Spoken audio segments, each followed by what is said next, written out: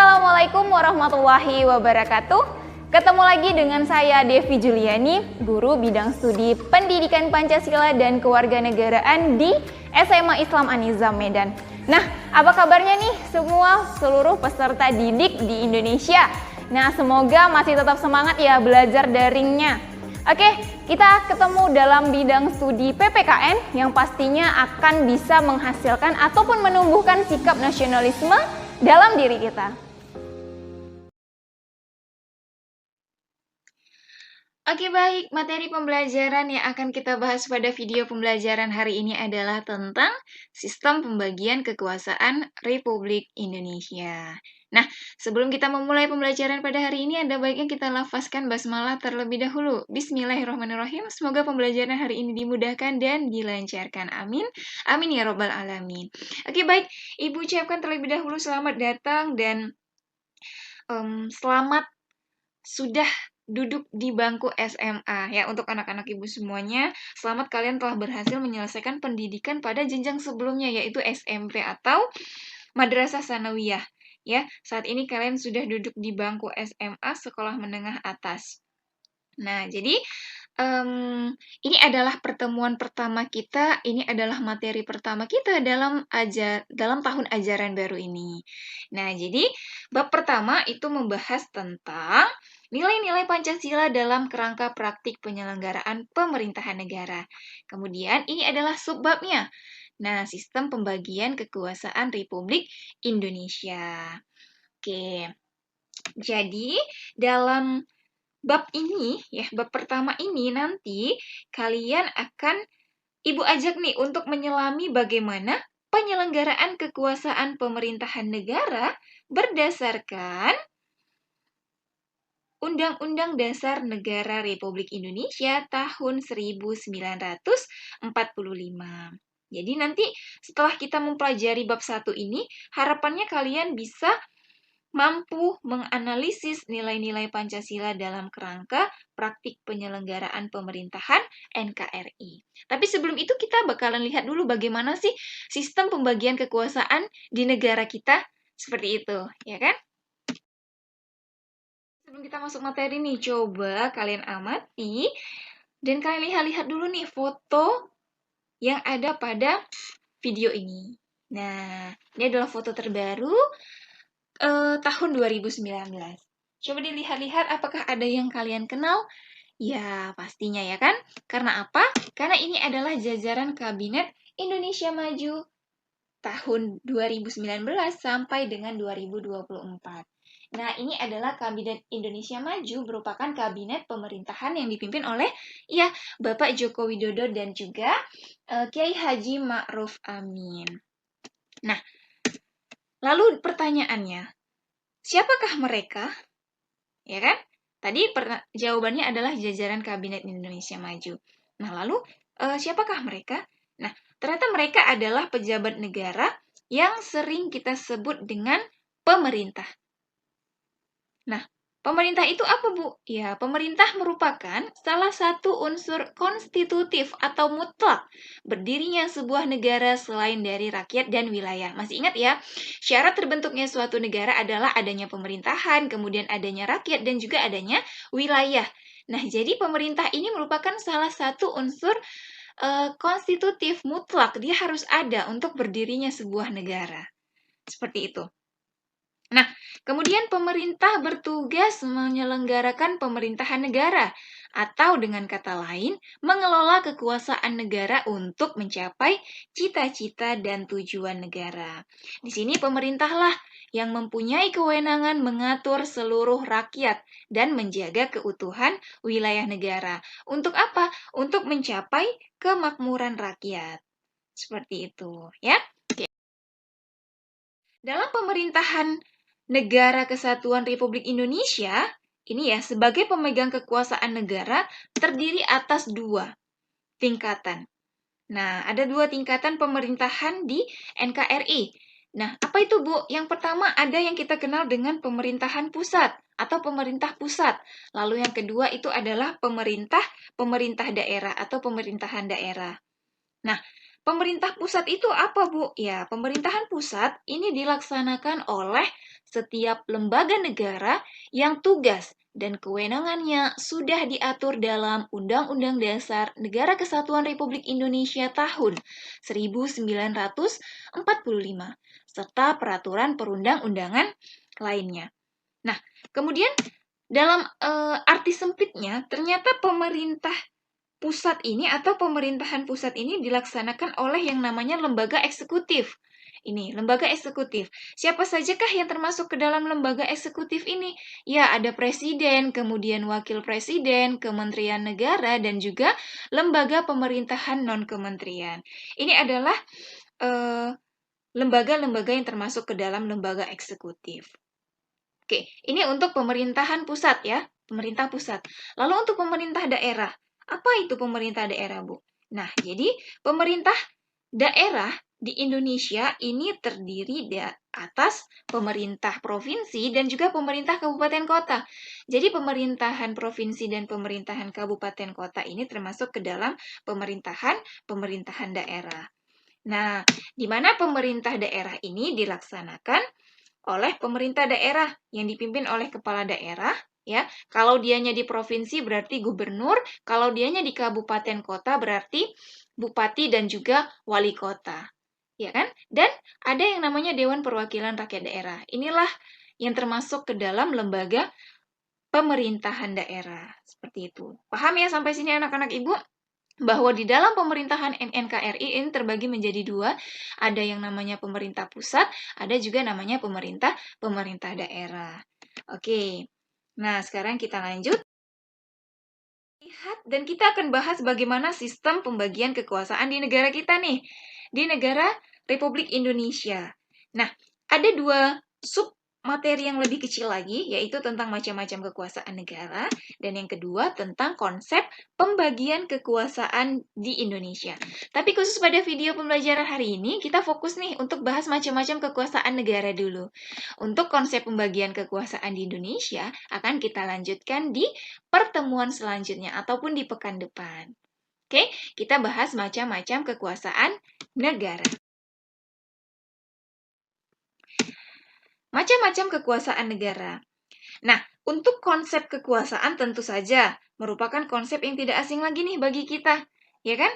Nah, dalam kehidupan sehari-hari konsep ini sering kita perbincangkan, baik itu dalam obrolan di masyarakat maupun dalam berita di media cetak, media elektronik, dan juga media massa.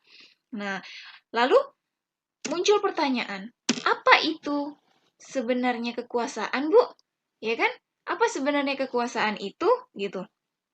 Nah, jadi secara sederhananya, kalau kita artikan, kekuasaan itu adalah sebagai kemampuan seseorang untuk memengaruhi orang lain, supaya melakukan tindakan-tindakan yang dikehendaki atau diperhatikannya.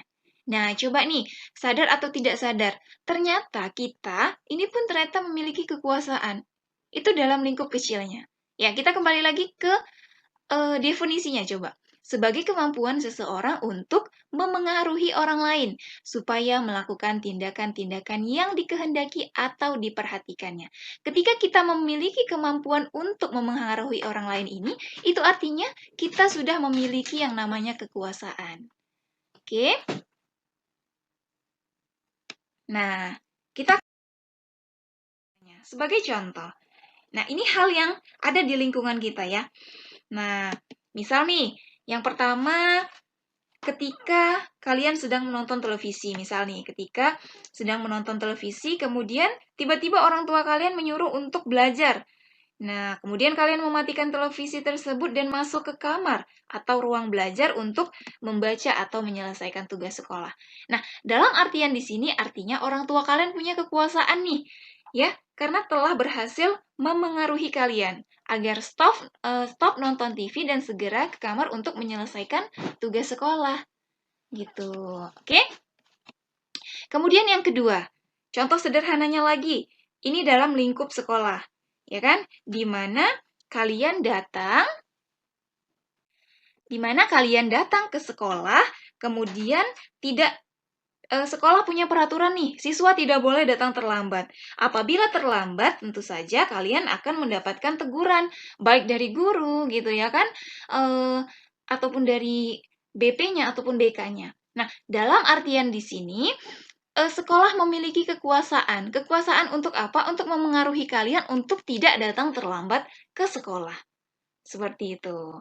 Ya, oke. Kemudian yang ketiga, contoh sederhana dalam lingkungan masyarakat. Nah, misal nih, ada ketentuan bahwa setiap tamu yang tinggal di satu wilayah itu ketika lebih dari 24 jam, maka wajib lapor kepada ketua RT atau RW. Artinya, setiap tamu yang datang dan tinggal lebih dari 24 jam harus lapor kepada yang berwenang. Nah, di sini artiannya, ketua RT atau RW atau lingkungan tersebut memiliki kekuasaan untuk memengaruhi setiap tamu yang datang lebih dari 24 jam harus melapor. Nah, sampai sini paham ya anak-anak ibu tentang kekuasaan. Cukup sederhana dan ternyata ada di lingkungan sekitar kita atau bahkan kita sebagai pelaku dari kekuasaan tersebut. Gitu. Oke ya, sampai sini paham? Nah, apa saja apakah negara kemudian apakah negara juga mempunyai kekuasaan negara, Bu? Ini cakupan atau lingkupan yang lebih gedenya. Ya kan? Nah, jawabannya tentu saja, negara mempunyai kekuasaan. Karena pada dasarnya negara merupakan organisasi kekuasaan.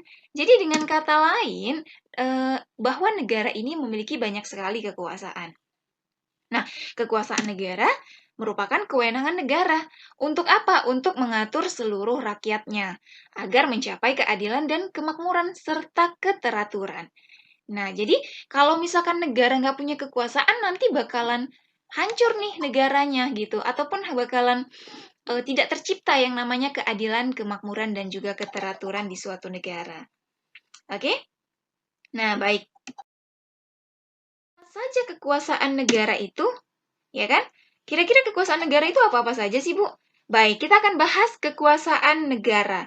Jadi sebenarnya kekuasaan negara ini banyak sekali. Nah, kita ambil menurut pendapatnya si John Locke dulu nih. Kekuasaan negara menurut John Locke, seperti dikutip oleh Rianto dalam bukunya yang diterbitkan tahun 2006 di halaman 273. Jadi di mana John Locke mengatakan bahwa kekuasaan negara itu dapat dibagi menjadi 3 macam. Ya, yang pertama, ada yang kita kenal dengan kekuasaan legislatif. Nah, apa itu, Bu, kekuasaan legislatif? Kekuasaan legislatif adalah kekuasaan untuk membuat atau membentuk undang-undang. Kemudian, oke, paham ya, kekuasaan legislatif di sini adalah kekuasaan untuk membuat atau membentuk undang-undang.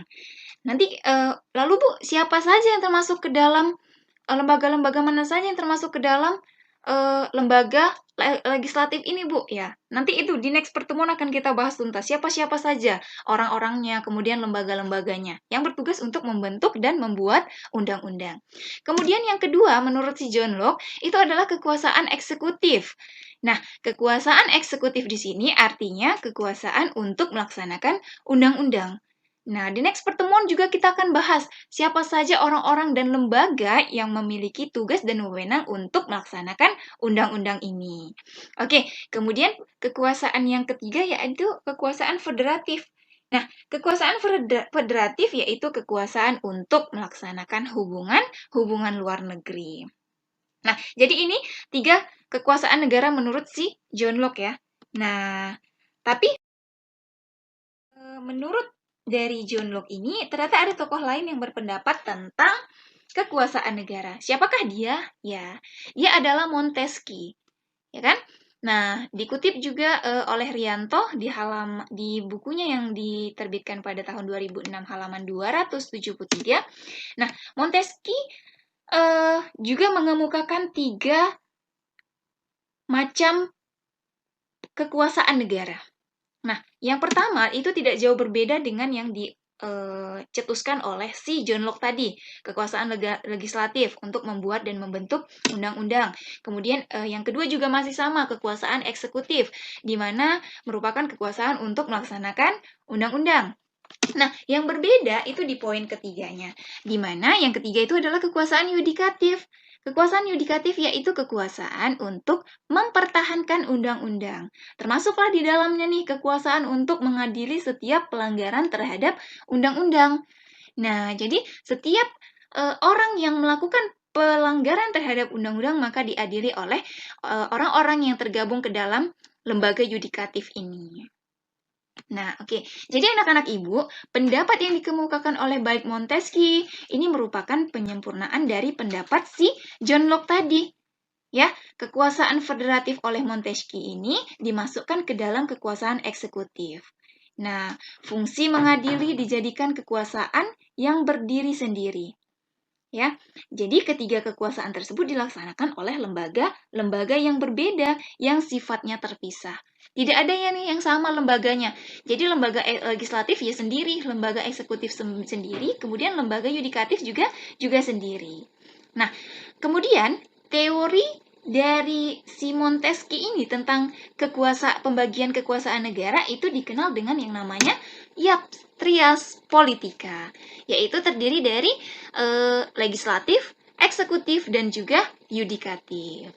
Oke anak-anak ibu, materi singkat kita pada hari ini, ya kita sudah bahas tentang pengertian kekuasaan, apa itu kemudian tadi pemerintahan dulu di awal, ya kan, macam-macam kekuasaan, baik itu oleh yang dicetuskan oleh si John Locke maupun yang dicetuskan oleh si Montesquieu. Baik, sampai sini dulu materi pembelajaran kita, semoga bermanfaat dan semoga kalian paham.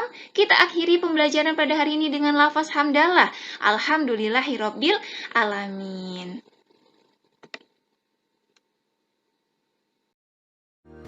Demikian video pembelajaran kita hari ini. Sampai jumpa pada video-video pembelajaran selanjutnya. Dan jangan lupa, kalau video pembelajaran ini bermanfaat untuk kamu, silahkan di like, komen, dan juga share video ini.